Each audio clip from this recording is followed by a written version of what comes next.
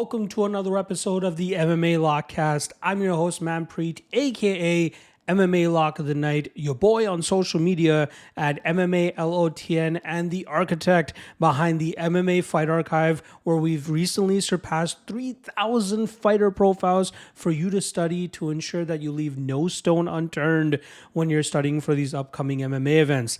Not just the UFC, but we got a ton of other promotions like the PFL, Bellator, Contender Series, LFA, KSW, ACA, OKTAGON, UAE Warriors, Invicta FC. The list goes on and on. We appreciate all the subscribers thus far, and we look forward to having even more of you guys jump on board. But if you want to try it out for free, there is a 7-day free trial available. Check the link in the description below for that. Once again, that is the MMA Fight Archive.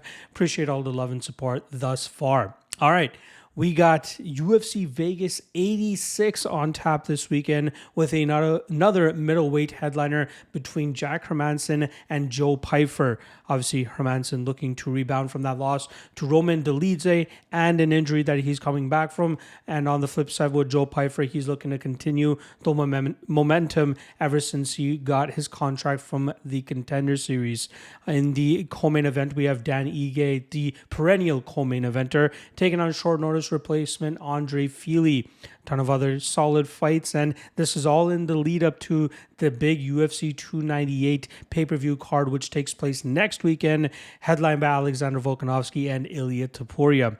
All right, before we get into the rest of the podcast, what I love to do is go over the lock of the night and dog of the night predictions of the previous event, but I'm going to open it up even more to just going over the entire track record of this past weekend. Obviously, starting off, there's only two events that we did. We'll start off with the UFC Vegas 85 card. The lock of the night comes to 5 units at -138 on Jung Young Lee.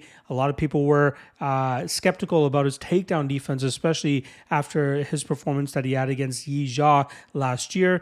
It's clear that he's made takedown defense improvements, but I still have some question marks in terms of his cardio, especially as he continues to take steps up in competition. Luckily for him, Blake Builder was the type of guy that he could go out there and beat, stuff the takedowns, landed more damaging blows, nearly finished him a couple times as well, but that is what a lock of the night should look like, especially at -138, so happy with that. That now brings our lock of the night record for 2024 to 6-1, 86% hit rate. Very happy about that. On the flip side, for the dog of the night candidate that we had, or dog of the night prediction, it was the Yulia Stoliarenko versus Luana Carolina fight to go under 2.5 rounds. The fight did finish, but unfortunately it was not at that under 2.5 round mark. So we're -1.5 units there. That was +120. Again, I really expected Stoliarenko to get those takedowns early and be able to snatch up the armbar. She had a couple close attempts. The belt saved Carolina in one of those instances, and then it seemed like Stoliarenko was just completely gassed after that, hence why Carolina was able to get her out of there in the final seconds of that third round. That drops our dog of the night record to 4-4, 50% hit rate through the first 8 dog of the night candidates, or predictions. I keep calling them candidates. I'm so used to just dropping the top 3 lock of the night and top 3 dog of the night candidate videos. So apologies for that. Let's talk about the rest of it. We'll go top down now. Obviously, Kizriev, that's a no contest. That ends up being a push with Muradov with that fight due to an illegal eye poke or unintentional eye poke. So we don't get any resolution there. Azat Maxim, -1.98 units there. Great performance from Charles Johnson. We saw that the urgency from him again. You know, that's what made him so successful on the regional scene, and it seemed like he felt the fire that was under his feet, especially considering he was on a 3-fight losing streak. Great work from him there. Dropped the first round, but then he wins the next 2 rounds. Unfortunate for us, obviously, as I was very high on Azat Maxim. Has some things that he needs to fix still, but good learning experience for him against an experienced fighter like Charles Johnson. We get 1.5 units on Markel Medeiros in a very close fight against Landon Quinones. I thought Medeiros did enough to win that fight. His output and cage control overdid the, or at least nullified the amount of damage that Quinones was landing because it just wasn't frequent enough. He had the speed and power advantage, it seemed, but it seemed like Medeiros was unfazed by most of those shots, and he was able to stick to his game plan of just forward pressure, landing shots, hitting that calf. I wish we'd see a little bit more output so it wasn't so close when the fights did hit the scorecards, but still ends up getting the dub there. Happy with that. the chalky parlay of Randy Brown and Natalia Silva hits for us, not without too much issue. Obviously, a little bit of concern on Silva's ability to work out of the cage, clinch when her opponents are looking to push her there. I was a little bit underwhelmed with her ability to get out of those positions, but luckily when she was able to, she landed enough significant damage that the judges saw it in her favor. And then obviously Randy Brown just absolutely sniping Muslim Salikov and knocking him out in the first round. That's plus 1.5 units there. And then we took a very small 0.2 unit stab on Pete Rodrigues to win in round 1 via knockout at plus 550. Gurimbo is the one that ends up winning by knockout in the first round. Plus 1,000. I wish I took a stab on that as well. But all in all, plus 2.94 units on UFC Vegas 85. Happy about that. Unfortunately, we give some of those units back on the event that happened a couple hours after. The Road to UFC event, there were only 3 fights on it, so no lock of the night or dog of the night prediction. But I did have 1 unit on Kaiwen Lee at plus 230. I thought the line was a little bit wide there.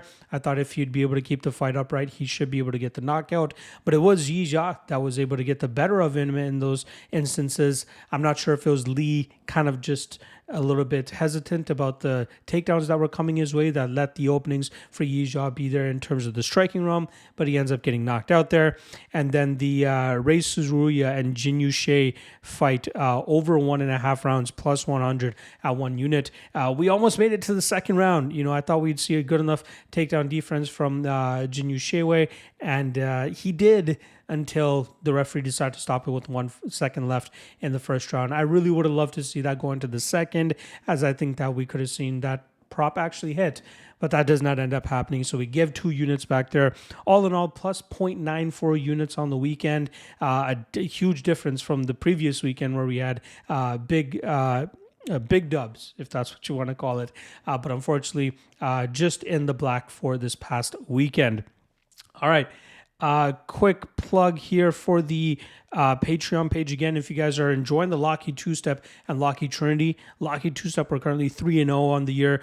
Lockheed Trinity, we're 2-1 on the year, plus 3.5 units on both if you were to wager 1 unit on each of those. I usually drop those for free on Thursdays, but sometimes the odds get a little bit worse because I drop them for free, not for free, sorry. I drop them on the Patreon on Mondays, so those people get first dibs on the Lockheed Trinity and Lockheed Two-Step. So if you're looking to get early action on those parlays, hop onto the Patreon page for the lock of the night and you'll be able to see it there. Otherwise, wait till Thursday and maybe it might go in your favor and the odds end up becoming better for you there. But check out the Patreon page. A ton of great content on there. Written breakdowns, not to mention just for the UFC, but for LFA, KSW, ACA, Octagon, and Cage Warriors.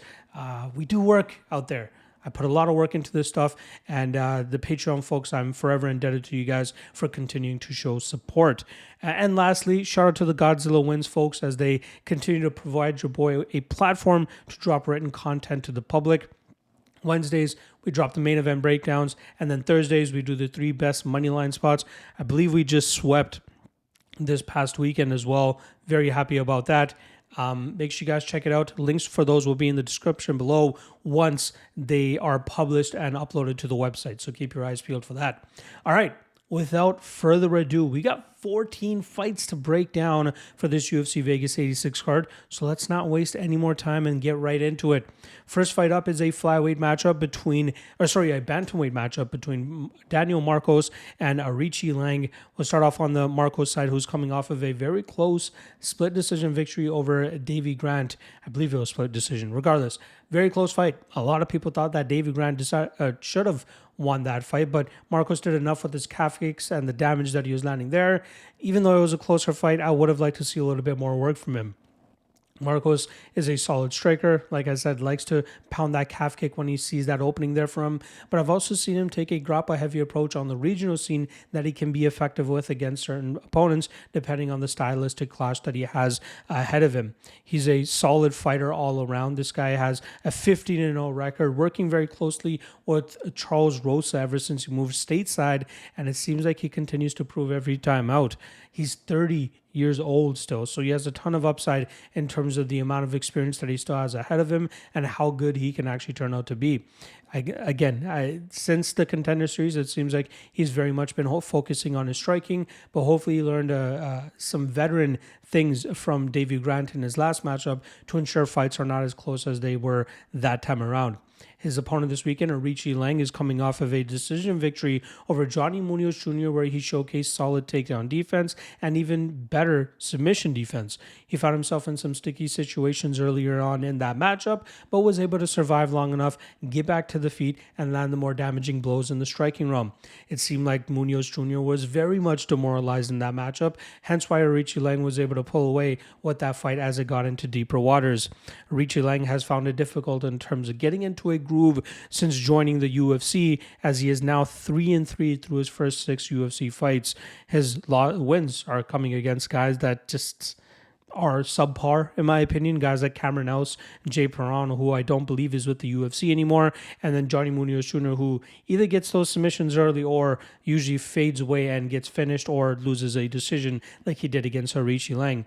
Aoriqileng, again, I'm very impressed with the fact that he's decided to fully shackle up over there at Fight Ready as well as Neuroforce 1 to improve his game overall. This guy has 36 professional fights and he's 30 years old, so he has a tremendous amount of experience under his belt, but he has a striking game that he's probably best at when he's able to establish that range.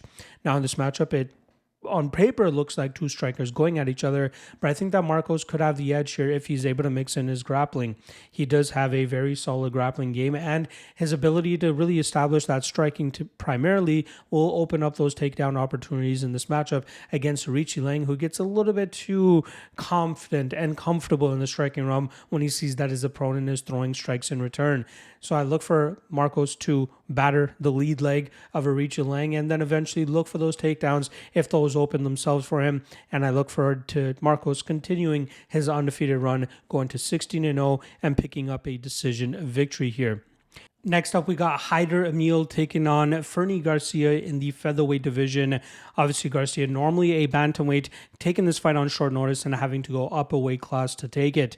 But we'll start off on the Amil side, who's coming off of a Contender Series victory over Emrah Sunmaz, a very close back-and-forth grappling battle. And I was kind of surprised to see a lot of people were up in arms about it being boring. I'm like, hey, do you not see the amount of energy that these guys are exerting, trying to dominate that grappling realm and looking to get a dominant position? Both guys were working relentlessly throughout those 15 minutes, which is why they looked completely gassed by the time the final bell rang. But it was Amil who was able to get his hand raised that night and winning it by decision, and most importantly, earning a UFC contract. He is a Gilbert Melendez disciple coming from that scrap pack, and he is a very talented fighter. 8-0 record, 33 years old, so I wish he was a little bit younger, but hopefully if he can get off on the right foot here in the UFC, he can start trudging towards that top 15 ranking and try to fight the top guys. But this is an all gas, no breaks type fighter. He likes to come forward. He likes to put pressure on his opponents. He likes to drown them with his grappling and either finding finishes from that top position or grinding them out over 15 minutes. His striking could use a little bit of improvement still, in my opinion, but I think that his grappling alone is good enough to get him into the rankings of the featherweight division. His opponent, normally a bantamweight, like I said at the top there, Fernie Garcia, is riding a 3-fight losing streak and comes into another very tough matchup for him, especially one that could potentially get him cut from the UFC if he doesn't get his hand raised. But it seems like the UFC did see the fact that he was doing them a favor by taking the Rinya Nakamura fight last time around, as Nakamura came into that matchup as a massive favorite and showcased why he is a high-level blue-chip prospect that we should keep our eyes on. But Garcia, a little bit questionable. The guy has slick boxing, crisp combinations, and that's how he normally gets off on his offense and his victories. But he's been winless in the UFC. His win on the Contender Series was against a very low-level opponent, in my opinion, and I think that we'll see him possibly exposed once again by the better grappler and Amil in this situation. I think Amil's size advantage here, I believe it's a 3-inch height and 3-inch reach advantage, not to mention the strength advantage he should likely have here. This should allow him to get this fight into uncompromising positions compromising positions for Fernie Garcia, which will allow Amil to grind this fight out, utilizing his strength and grappling advantage to grind this out and get a victory on the scorecards. Moving over to the light heavyweight division, we got Zach Pauga going up against Bogdan Guskov. We'll start off on the Pauga side, who's coming off a close decision loss to Modestas Bukauskas last time around. I truly thought that Pauga deserved to win that fight, but it didn't help that he was getting hurt early on in that matchup.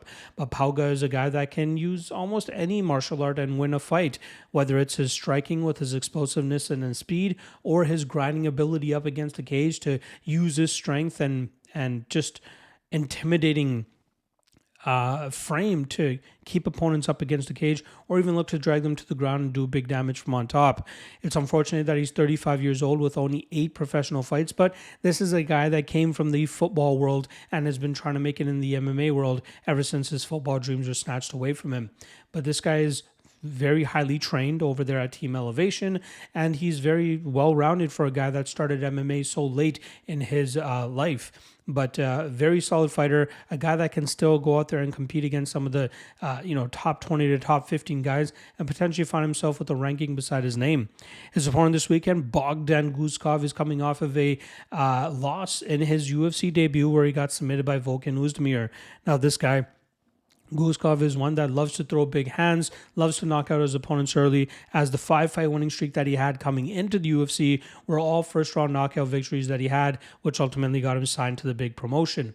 But he relies too heavily on that knockout power, which could get him in trouble against the more well-rounded UFC fighters here. And I feel like he's fighting a more well-rounded guy here in Zach Pauga. I think Pauga will be able to grind this fight up against the cage, and it wouldn't be surprising to me if it looks similarly to that Jordan Wright fight that he had. It's going to be boring. It's going to be slow. It's going to be a grind as well, but I think it's one that he should be able to get off here on Guskov. But you got to be a little bit questionable about the durability and fragility of Pauga if he's unable to get off on that grind. And if he does eat a couple of early shots here from Bogdan, things could go wayward for him very quickly. Even in the fight against Bukauskas, he didn't get knocked out, but he ate some big shots that didn't look like he was reacting to them that well.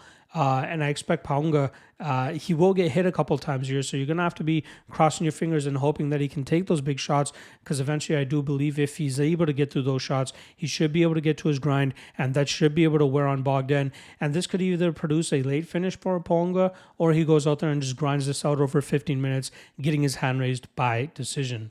Next up in the welterweight division, we got Max Payne Griffin going up against Jeremiah Wells. We'll start off on the Griffin side. He's looking to bounce back after a loss to Michael Morales last time around. That was a fight where he had some early success, but Morales was able to rally back in the second and third rounds, hurting Griffin numerous times and eventually grinding him out in that third round to get the decision victory.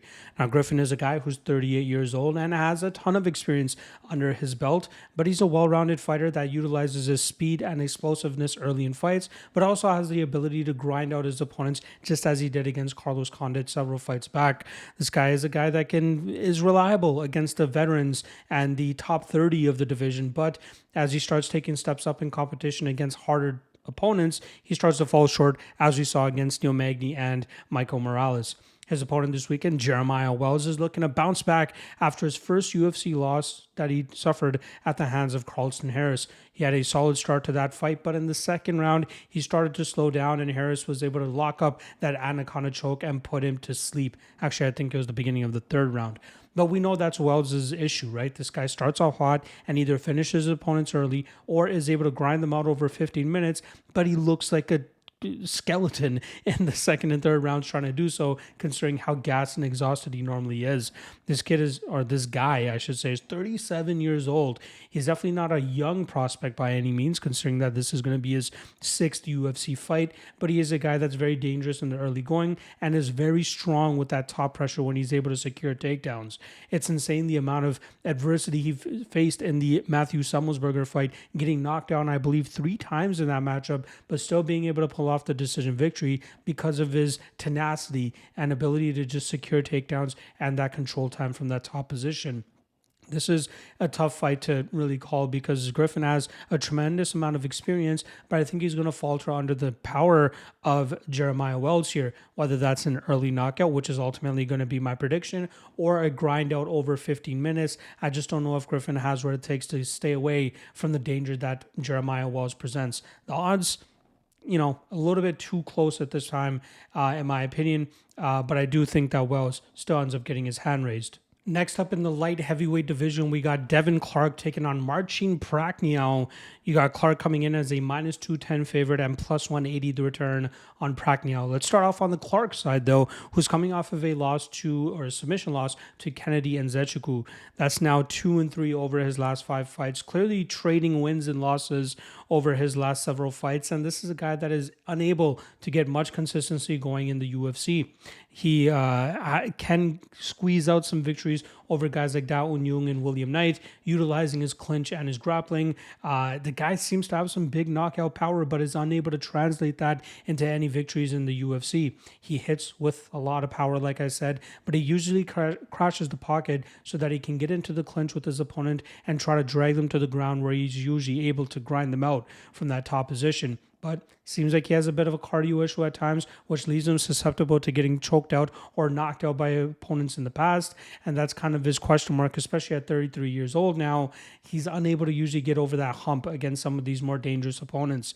His opponent this weekend, Marcin Prachnio, is looking to bounce back from a submission loss to Vitor Petrino. And Prachnio is a guy that normally utilizes his karate style of striking, blitzing in and out of his opponent's range and trying to attack them with kicks and punches straight down the pipe. He's a little bit sketchy in terms of his own durability, but also his takedown defense, which is something that I feel that Devin Clark should be able to take advantage of in this matchup. If Clark is able to stay away from the knockout power of Prachnio, he should be able to push him up against the cage, put him into uncomfortable positions, and drag him to the mat. But at minus 210, that line is just a little bit too wide for me to trust somebody as inconsistent and flimsy as Devin Clark. That's been his big issue. He's had fights where he's winning, but he just fumbles the bag every so often that it just makes it hard to trust him. When I originally studied this matchup, he was around minus 180, so it seems like people are starting to trust Clark even more, pushing him up to that minus 210 line. I'll still take him to win this fight. I still think he wins by decision, but it is a closer fight in my opinion than the odds indicate. Next up, we got a strawweight matchup between minus 270 favorite Loma Lookboonmee as she takes on plus 230 underdog Bruna Brasil. We'll start off on the Lookboonmee side, who's on a 2-fight winning streak, but picking up the biggest win of her career last time around as she submitted Elise Reed, I believe, for the first submission victory in her UFC career. I believe it's second overall, but it just showcases that she's truly trying to improve her her total grappling game, right? She's a Thai fighter that comes from a Muay Thai background, and you can see just the ferocity in which she strikes with the kicks that she throws. You can see the damage on Elise Reed's leg a couple minutes into that matchup after only landing a few of those kicks. Lookboonmee is normally an atomweight fighter who is being forced to fight at strawweight due to the UFC's lack of atomweight division. She's very small at 5'1" with a 61-inch reach, but her tenacity and aggressiveness with her striking normally makes her very live to go out there and win matchups. Her only UFC losses are Lupita Godinez and Angela Hill, which are not bad at all. I believe her overall our UFC record now is 6-2. She's very well rounded, becoming a better grappler as well, but she still makes some certain mistakes in the grappling realm, which could get her in trouble against better opponents. Her opponent this weekend will have a 5-inch height and 4-inch reach advantage in the form of Bruna Brasil, who bounced back from a very unfortunate loss to Denise Gomez a couple fights back. Last time around, she defeated Shauna Bannon in a fight where she utilized her footwork, movement, and blitzing attacks to hurt Bannon from distance, but also her clinching and her strength in the clinch and grappling realm, where she was able to take Bannon down or even push her up against the cage and control that fight for large portions of the matchup. Brasil seems like a fighter that's very talented, but it seems to be in her own way some sort of mental block in terms of keeping her from performing at her best. She has a great frame for the division. She has good power. She has good speed. She has good footwork, but she just needs to pull the trigger a little bit more or try to take advantage of the advantages she normally has in her matchups. like this fight against Loma Lookboonmee. She should take advantage of the strength advantage she'll have and likely the grappling advantage as well. This would be a fight that Lookboonmee should not try to take this fight into the grappling realm, as I think that the strength and jiu-jitsu advantage that Brasil holds will be able to allow Brasil to either throw up submissions or pull off reversals and then damage Lookboonmee from that top position, which is why I'm a little bit surprised that the line is as wide as it is. I think people are looking into the fact that there's that triangle between Lookboonmee, Brasil, and Denise Gomes. Lookboonmee defeating Gomes, Brasil coming up very short against Gomes. But I think that stylistically speaking, this is a fight that's winnable for Brasil. Plus 230 is way too wide for a fighter who has the potential that Brasil has, in my opinion. I get it.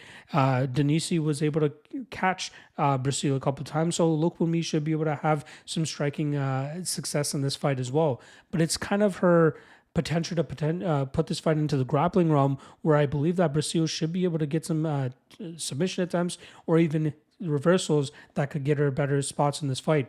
I think even if Brasil utilizes her clinch, obviously Lookboonmee has some good Muay Thai clinch moves, but if Brasil is able to push this up against the cage, keep Lookboonmee uncomfortable, keep her off balance, she should be able to get the better of those instances, landing some damage and potentially even getting a takedown where she can do big damage from on top.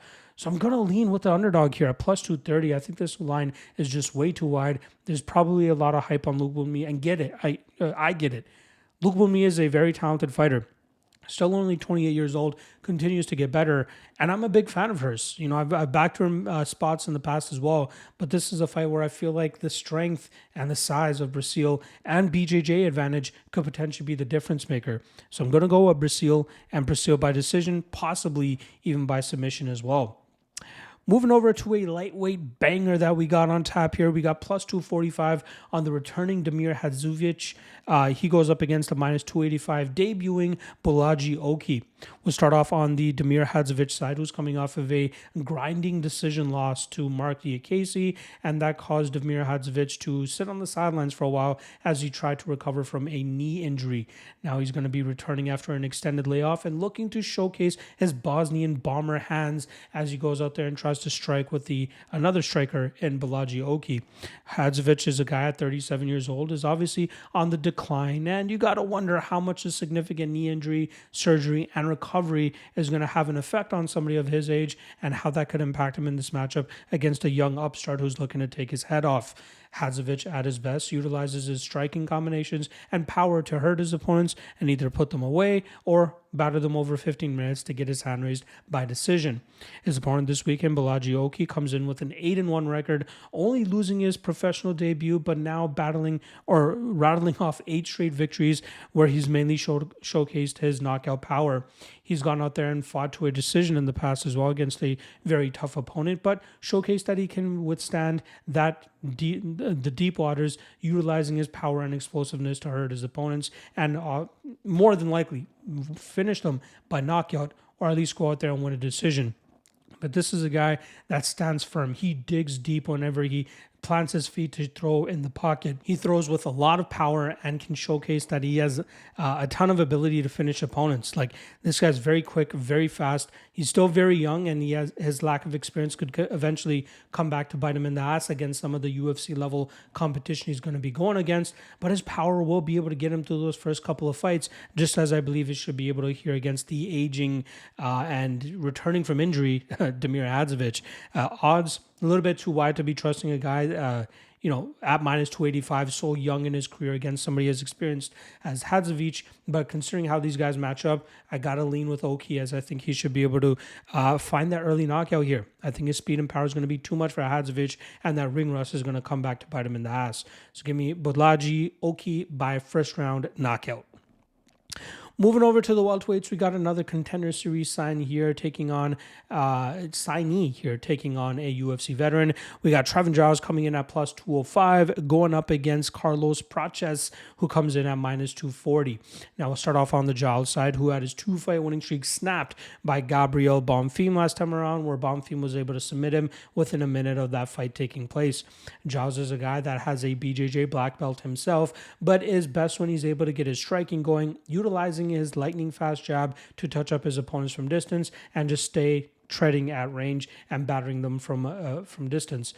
This is a guy, 31 years old, who's still, kind of young in his career, but really still trying to find his footing in this welterweight division, with this now being his 5th fight at 170 pounds. This guy's a lifelong middleweight, but also has competed at light heavyweight in the past, and you can see that he continues to drain himself to make this welterweight weight class. He had to change a lot of things in his life to continuously make this 170 pound mark, but it seems like it's going to continuously affect his durability and his fragility, especially against guys that are better strikers overall. His opponent this weekend, Carlos Prates, is 17-6, one of the more experienced fighters coming into the Contender Series and then eventually getting signed to the UFC. He's 30 years old and comes from a Muay Thai background, but has been competing in MMA for a long time now, which has made him quite well-rounded.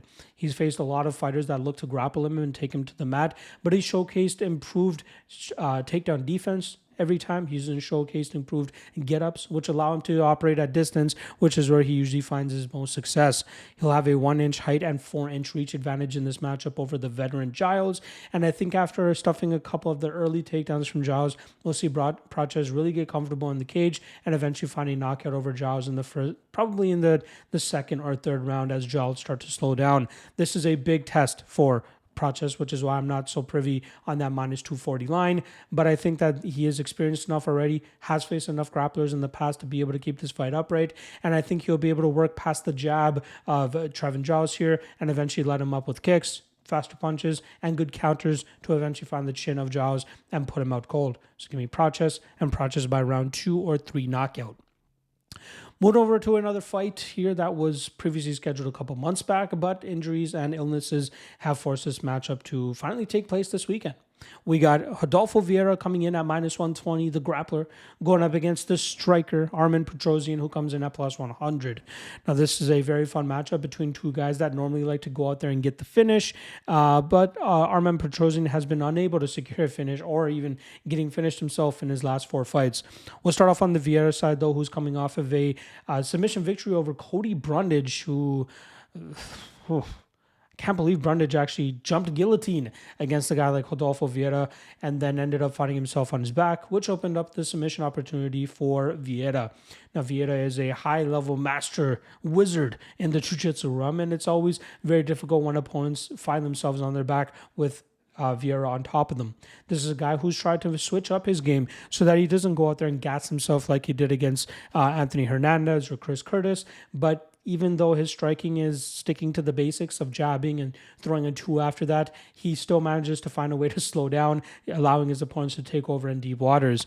But he was able to get that late victory against Dustin Stoltzfus, where he struck for the first round, start to grapple in the second round, but eventually opened up that third round submission for himself. But is still a guy that has cardio issues that you need to be wary of. But he's so dangerous through the first 7 minutes of a fight that it's hard to truly rely on, okay, this guy's eventually going to gas, but you have to stay out of submissions to ensure that he gasses first.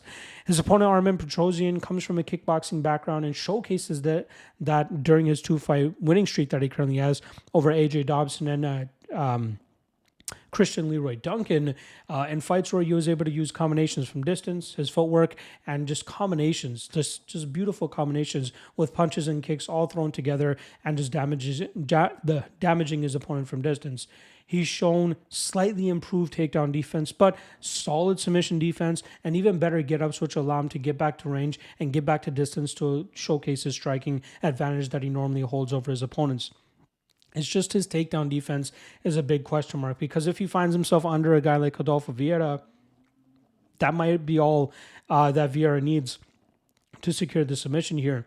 But I'm going to believe in Petrosyan's improvements in terms of the defensive grappling. He's done such a great job in terms of sticky situations, especially against a guy like Gregory Rodrigues, who was able to get his back and sink in some chokes. But we saw the patience and the technical discipline in terms of how to work out of those submissions from Petrosyan. And if you can showcase that a little bit more here against Vieira, make Vieira work in the striking realm, kicking him to the body, slowing him down so that when the submission attempts inevitably come his way, he's not as dangerous. Hopefully Petrosyan can stay out of those spots, eventually work back to the feet, and then potentially find that TKO over Petrosyan or over Vieira late in this matchup.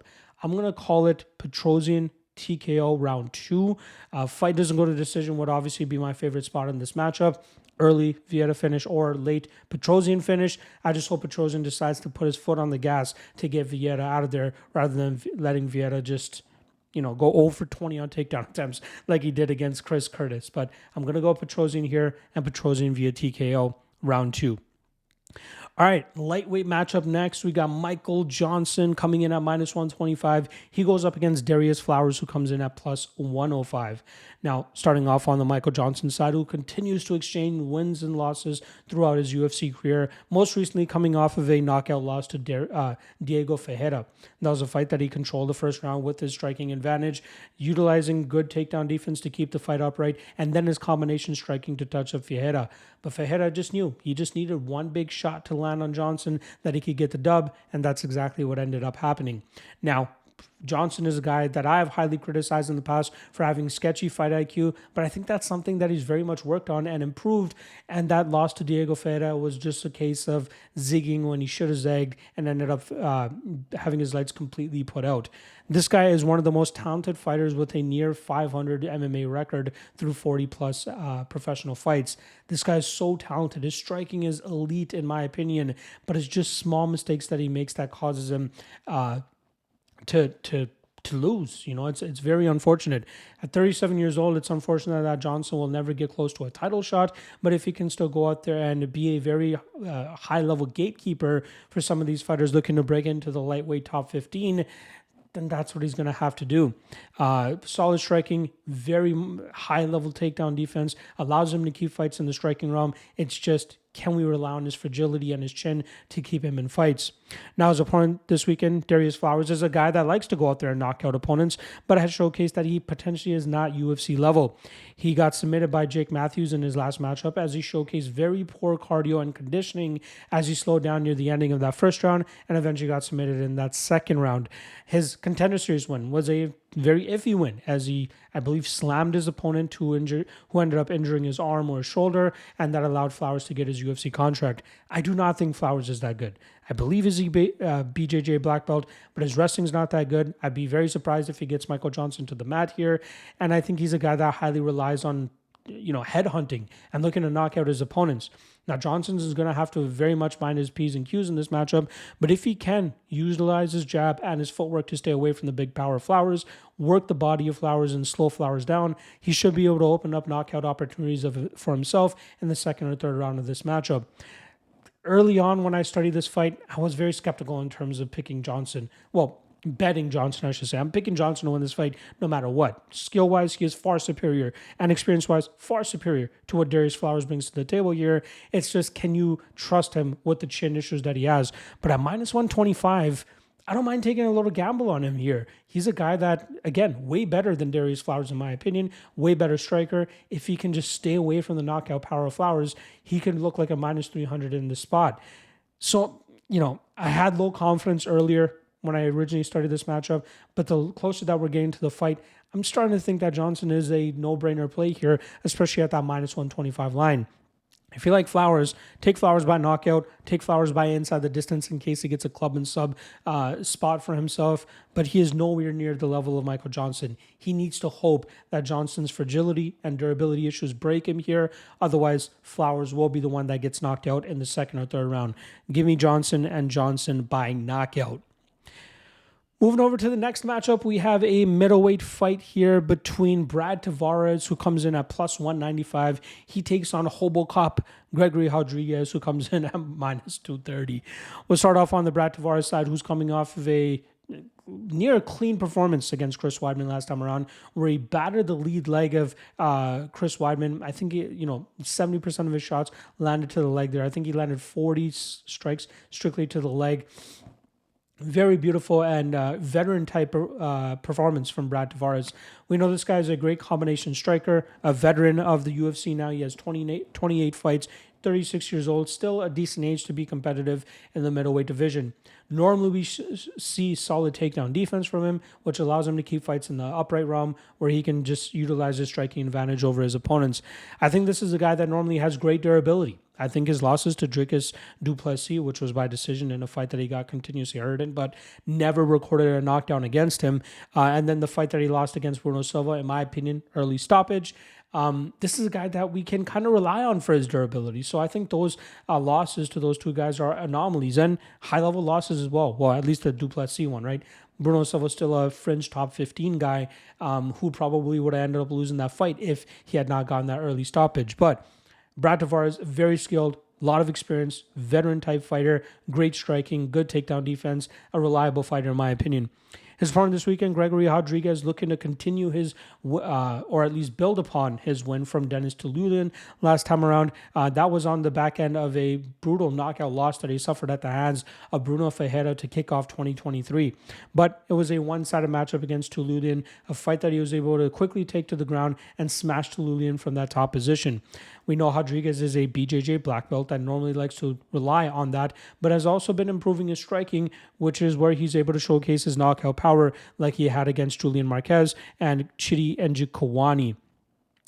This is a guy in Rodrigues that he's skilled. He's only 31 years old still, but I wonder if he's just a little bit too confident in his striking realm, which keeps him away from the grappling, which has made him successful in the past.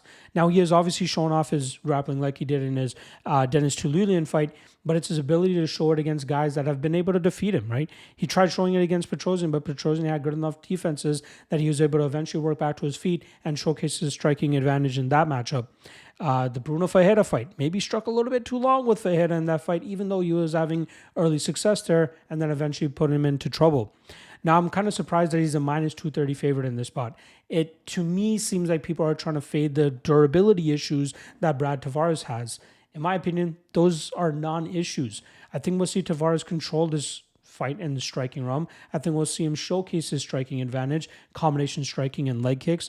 And as long as his chin issues are an anomaly, as I believe they are, Gregory Rodrigues might, strike himself exhausted trying to finish Brad Tavares here, while Tavares is just picking away at him, counter-striking him, and defending the takedowns, which will inevitably be coming his way. So this line is way too wide for especially a guy in Brad Tavares who's always live in the majority of his matchups. You're talking a guy that's his main losses are Dricus du Plessis and Israel Adesanya. So I'm going to lean with Tavares here. The veteran experience, the striking advantage. Hopefully his durability holds up, which I believe, again, is a non-issue. And at plus 195, no-brainer spot here. Give me the veteran, Brad Tavares, to pull off the decision victory. All right, moving on to the next matchup. We got middleweights once again going at it here, where we have Robert Bryczek going up against Ihor Potieria. Obviously, Potieria is stepping in on short notice after Albert Duraev was forced to pull out of this matchup. But the intriguing thing about Potieria, normally a light heavyweight, making his middleweight debut on short notice. So maybe he was already on his way down to 185, but we'll have to watch the weigh-ins to see if that was a right move for him or not. But starting off on the Bryczek side, he is making his UFC debut here. He's been scheduled a couple of times, forced to pull out of a couple of those fights, but finally throws down this weekend. This guy is one of the few fighters that have come over from the OKTAGON MMA scene, which is blowing up over there in Europe. Very solid fighter with a lot of knockout power. 17-5 record at 33 years old. Good amount of experience, getting up there in age, but luckily usually at middleweight, light heavyweight, or heavyweight, you can be a little bit more into your 30s and still find success. Bryczek has finished all 5 of his last opponents all during this winning streak that he's currently on. A guy that loves to finish his fights early, like I said. A ton of explosivity, big power. He likes to plant from range and throw his big long shots down the pipe. We don't have an actual reach on him, but it seems like a very long guy here, especially with how far he's able to go with his punches. Big power, big explosivity. I just have question marks about his ability to do it against guys that are going to be able to take him into deep waters. Now, I had picked Duraev over him when we had that matchup originally scheduled, and I was more than happy to take a shot on Duraev at minus 150. But now with the change in matchup, maybe this is the spot that he ends up getting his hand raised, as he's now currently sitting at minus 190. His opponent this weekend, Potieria, is 1-3 during his UFC run. His only win coming against the aging and eventual retirement or retired version of Mauricio Shogun Hua, which was a very easy fight for him. We knew the fragility of Hua, and Potieria just needed to land that big shot and eventually get him out of there. But he came up short against Nikolai Negomerianu, Carlos Ulberg, and most recently against Rodolfo Bellato in a fight that he had him very badly hurt and almost got to finish himself, but blew his wad trying to finish Bellato. Bellato flipped the script real quick on him and eventually got the finish in the same round. Potieria is a guy that relies on early finishes. Otherwise, normally starts to slow down in deep waters and gets finished himself. Now, this fight to me, which currently has an under 1.5 sitting at minus 240, is a fight that will likely finish inside the distance. I fully expect no matter who ends up getting their hand raised here, for it to come inside the distance and it to come in the first round. I'm going to have to lean with the athleticism, speed, and power of Bryczek to go out there and get that early win over Potieria. I really like Bryczek in the spot. Minus 190 might be a little bit too wide in a fight that could come down to who ends up landing first, but I think that the speed and agility of Bryczek will give him the slight advantage here, not to mention Potieria looking to make a weight class that he has yet to fight in the UFC on short notice may not help his durability and ability to recover from the weight cut that he'll have to put himself through again on short notice. So give me Bryczek. Under 1.5, I don't mind that chalk at all. I think it hits with relative ease here, but give me Bryczek to win his fight. First round knockout. All right. Co-main event here, we got featherweight Dan Ige coming in at minus 165, going up against short notice replacement Andre Fili coming in at plus 145. Now, Lerone Murphy was supposed to be opposing Dan Ige this weekend. Unfortunately, Murphy forced to pull out. I'm not sure if it was because of an injury or visa issues, as he's had tremendous issues in terms of fighting stateside since joining the UFC. But Dan Ige looking to continue to bounce back from his loss to Bryce Mitchell last time around, where it was a close fight, but Bryce Mitchell's control and takedowns eventually were the difference maker in that matchup. But Dan Ige is a guy that is a BJJ black belt himself, though relies heavily on his striking to batter his opponents or eventually find the knockout like he did against Damon Jackson. This guy has crisp boxing and high tight defense, which is why you see him very rarely hurt by his opponents, because he does such a good job in terms of keeping his guard up. But he does a good job in terms of cutting off the cage, countering his opponents, and putting more than one punch on his opponents whenever he throws his hands. This guy's very experienced, 32 years old, may not ever be a title contender, but a guy that's going to be a very tough L for anybody looking to break into the top 10 of the division. I love his experience. I love his veterancy. I love his head coach, Eric Nixick, and I love the game plan that he normally comes in with. And I think there's a clear line between the fighters he can defeat, like the Nate Landwehr's, Damon Jackson's, and the guys that he loses against, like the Bryce Mitchells, Movsar Evloevs, and Josh Emmets. But I think he's a very reliable fighter. His opponent this weekend, Andre Fili, comes in off of a big knockout victory over Lucas Almeida back in December. And like I said, this is a short notice matchup for him, but also an opportunity for Fili to finally get the biggest win of his UFC career. This guy's a guy that's pretty much had a 500 record since joining the UFC, but has been unable to crack into that top 10. A win over a guy like Dan Ige could potentially sign a top 10 spot for him, especially considering how high Dan Ige has made it in the featherweight division himself. But I believe that Fili's main calling card is his unorthodox striking, his kicks and long-range weapons, but also his ability to mix in the grappling if he feels he has an advantage in that realm. But I feel like he's going to be up against it here in the veteran Dan Ige. Now, Fili has a 4-inch height and 3-inch reach advantage, but I think he's going to struggle to get off on big shots as Dan Ige looks to counter him anytime Fili tries to crash the pocket. I also wouldn't be surprised if Ige looks to take a grapple-heavy approach here, which he might not totally be successful in, but will at least open up the possibility for him to change levels, or at least feint changing levels, to open up his boxing and land big shots on Andre Fili. I think we'll see the better damage and better productivity come from the Dan Ige side, which should eventually go out there and allow him to get a decision victory. Moving over to the main event now, Middleweights taking center stage again for the second week in a row. This week we got Jack Hermansson coming in at plus 190, taking on the young upstart Joe Pyfer, who comes in at minus 225. Now we'll start off on the Jack Hermansson side, who lost to Roman Dolidze last time around, where Dolidze was able to get him into a very compromising position, a calf slicer type position, where Hermansson was belly down and unable to create any type of power or energy to get out of that position, allowing Dolidze to just batter on him from that top position and get a TKO victory. But Jack Hermansson at 35 years old is a guy that normally goes out there and utilizes his grapple-heavy approach to defeat his opponents. His last win actually came from a pedestrian striking approach against Chris Curtis, where he utilized a lot of lateral movement, kicks from the distance, and did not allow Chris Curtis to get off any pocket exchanges by throwing down in the pocket with him at all. He was fine with just treading at distance, utilizing his height and reach advantage to just pitter-patter Chris Curtis en route to a decision victory. But at his most dominant, Jack Hermansson is a guy that can take his opponents to the ground and do big damage from on top with his weird gangly strength that he brings to the table. He's a long and tall fighter for this division, but he's a guy that we've kind of seen his ceiling at this point, and now he's just stuck in that top 10 gatekeeper spot against some of these guys that he has to go up against. His opponent this weekend, Joe Pyfer, is currently riding a pretty long winning streak now. I believe it's 5-fight winning streak, 3 of those coming in the UFC, all by finish. And he's been Dana White's, apple of his eye pretty much since the Contender series. If you guys remember back in 2021, I believe it was, Joe Pyfer, or 2022, I could be wrong. I believe it was 2022. Week 1. The first 4 fights, absolutely atrocious. Nobody really got signed other than Joe Pyfer when he was able to get that win over Ozzy Diaz, knocking him out. And then we got that infamous Dana White speech saying, "Be Joe Pyfer." And it seemed like Dana White loved everything about him, bought him a house, if I'm not mistaken. And now Pyfer has been kind of basking in the UFC love. But they've been giving him some layups, if I'm being honest.